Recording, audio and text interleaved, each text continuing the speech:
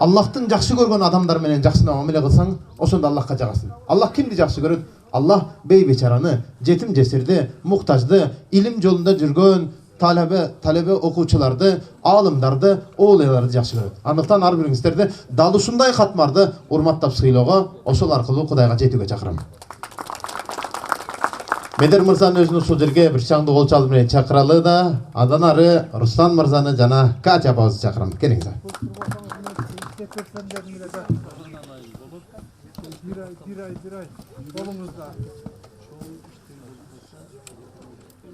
Биздин ушул Акниет Аманат коомдук фондуна дайым кол сунуп келген бир туугандарыбызга ыраазычылык баракчыларыбыз бар. Мына ушул үйдүн эң башкы бизге сунуштаган, мен жогоруда айтып өттүм, өзү аял киши болсо дагы, бирок ушул үйгө келип бир кабар алып кетчи деп эң башкы себепкер, биздин ушул жерге басып калышыбызга чоңдон чоң бир себепкер болгон Райхан эжекебизге терең ыраазычылык билдирип койсок. Акниет Аманат коомдук кайрымдуулук фонду тарабынан сиздерге кайрымдуулук иштерин жандандырууда жана уюштурууда өзүңүздөрдүн активдүүлүгүңүздөрдү көрсөтүп, үй салууга кошкон салымыңыздар үчүн Акниет Аманат фондунун атынан жана жеке өзүмдүн атыман терең ыраазычылык билдирем. Дал ушул ыраазычылык баракчасына кол койгон Медербек Сапарбаев мырза ыраазычылык баракчасы менен сыйланат. Биздин урматтуу Мирдибаева Райхан Маңбаевна эжекебиз. Бир кол чалыңыздар менен. Дал ушундай Баткен согушунун ардагерлери Амиров Дилшат Турдумаматович жамаатыңыздар менен ыраазычылык баракчасы менен сыйланат. Анан дайым биздин иштерибизге чын жүрөгүнөн бул жерде эле эмес, ар бир намаздарында дуа кылып турган, бизге акыл насааттарын, кеңештерин берип турган биздин устаттарыбыз бар, агайларыбыз бар. Алардын да көбү келбей калды. Жалал Абадта дин алымы Нематулла Ажы Жээнбековдун ысык саламын да сиздерге жолдойбуз. Иштерине байланыштуу келе албай калды. Биз Акниет Аманат кайрымдуулук коомдук фонду биздин дайым ишибизге күбө болуп келген, дайым жардамын берип келген, дуасын берип келген, акыл насаатын токтотпой айтып келген Абдрахман Карыга терең ыраазычылыгыбызды билдирип койсок. Келиңиз. Жана Ош шаарынын казысы Ибайдулла казы келип коюңуз. Жана биздин мынакей оң колубузга кол болуп, сол колубузга кол болуп, Медер артыңда биз турабыз, сен эч качан чарчабагын, дайым алдыга сүрө бергин деп дем күч берип турган мына өзүбүздүн агайыбыз, устатыбыз, ушундай жакшылык иштерде бирге сапарлаш болгон сапарлаш досубуз Идрис Айтбаев агабыз дагы келип койсоңуз. Келиңиз.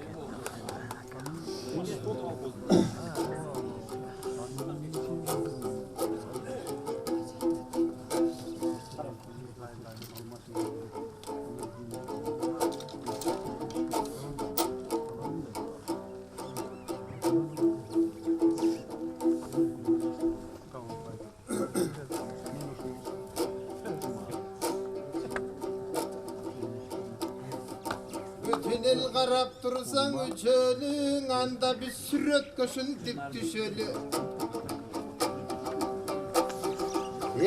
Çalgızdatmayın cemaat, çakındaşıp baratat, Afgan soğuş ataylap, çakın gelse canımdan eldim barı qaraşat, alarga da gana bir qol çap qoysak jaraşat. Bir қадам алға таштайын, өнерді Құдай берген соң өңарқаны көстой қачпайын, күйменен ырым баштайын да гүл тұрмышты мақтайын, аяғымдан алты савайтар сөзім таптайын. Мұнаң ескиден мұшыл жаңылы медір достын ұққаным, жақсы болды қарачы, құтты болсын жанағама, дорогой брат Русланым. Руслан агам дорогой, когда он в костюме в форме выглядит очень молодой.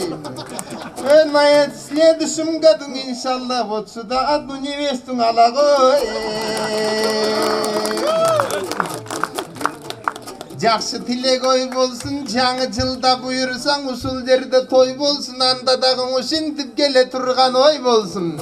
Ұсыл үйден бұйырса, құт береке шықпасын. Рустамдың үйі мықты деп, Рустам менен енебіс жаман бір кептің ұқпасын. Ой, Рустам батырақ үйлен жанағам, ертерек мұнаң апаңыз не бере жытын жыттасын.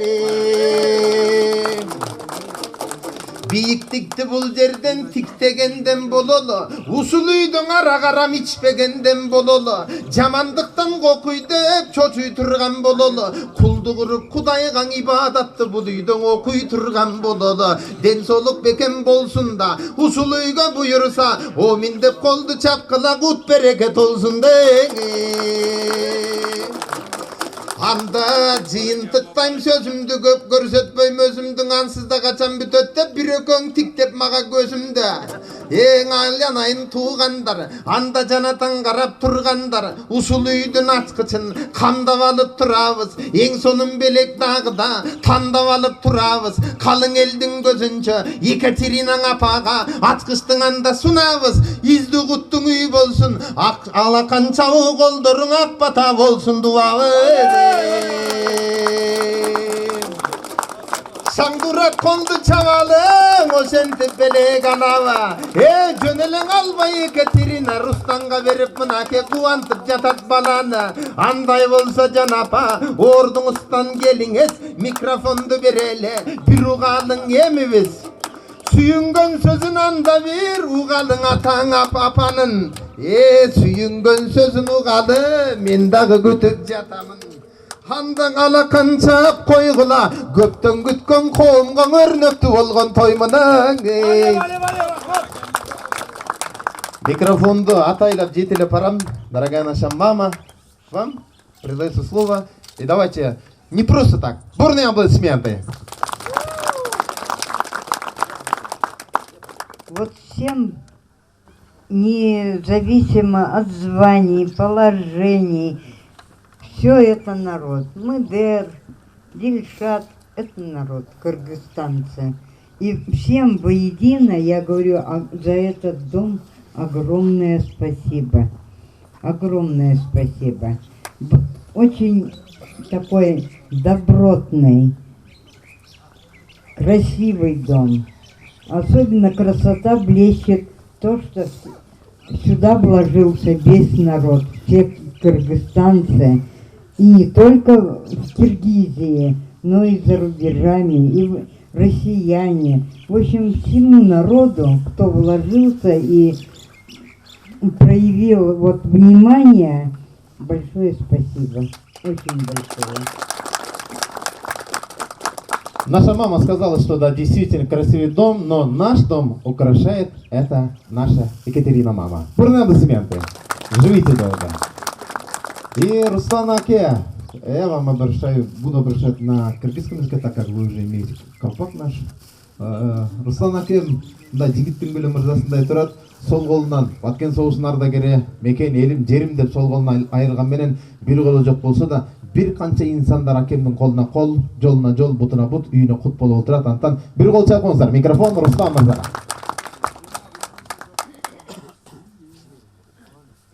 Ребята, я благодарю весь народ Кыргызстана, Мадера, Дильшота, все, кто помог, вообще от души вкладывал труд свой, от души вкладывал. Это чисто от сердца делал народ. Все мы от народа.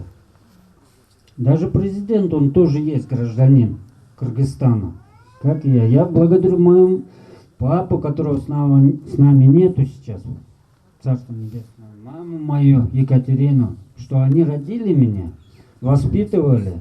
Ну, и надо быть патриотом, воспитали.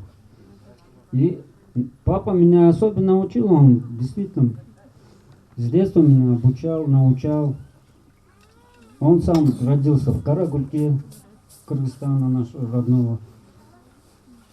Поэтому я спокойно пошел в армию защищать нас. И даже сейчас я готов пойти. Даже с одной рукой. Неважно. Народ любить надо. Не то, что народ. Свое отечество, свою родину любить надо. И это я призываю всех молодых парней, всех. Не бояться идти в армию и защищать свое отечество, свою родину любить надо. Чтобы матери потом, матери, братья, сестры гордились сыновьями своими.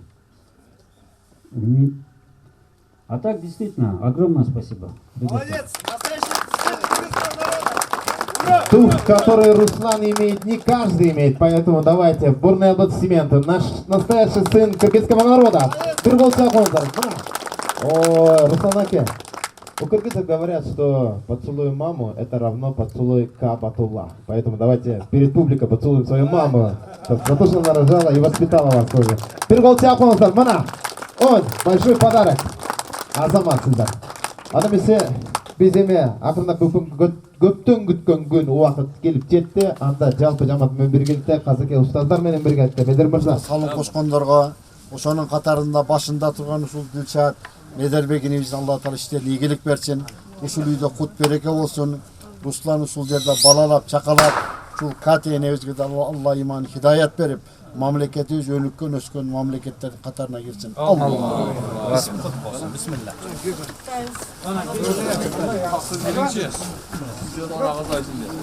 Аксакалдар салы үйгө кире берди да. Taksırlar girsin bir işe.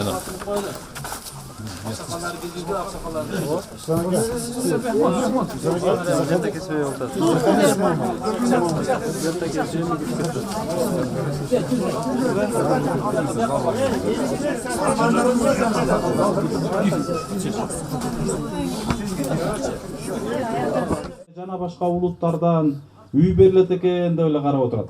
Жана башка улуттардан үй берилет экен деп эле карап отурат. Баткен согушунун ардагери Руслан Абулганиев үчүн бүгүн көптөн күткөн күндөрдүн бири. Анткени анын жакын куралдаш достору 6 айдан бери салып жаткан үйдүн курулушу аяктап, ак өргөлүү болуп турган чагы. Жагымдуу саамалыкка жакын санаалаштары, активдүү жарандар жана Ак ниет аманат фондунун өкүлдөрү катышты. Алгач келген коноктор Руслан мырзага бекем ден соолук каалап, жаңы үйлүү болушу менен куттуктады. Бул үйгө жалпысынан айтканда бир 700 000 сом расход кетип калды. Каражат кетип калды, бирок буну жалпы карапайым эл анын баардыгын атын айтып отуруш үчүн көп убакыт талап кылат.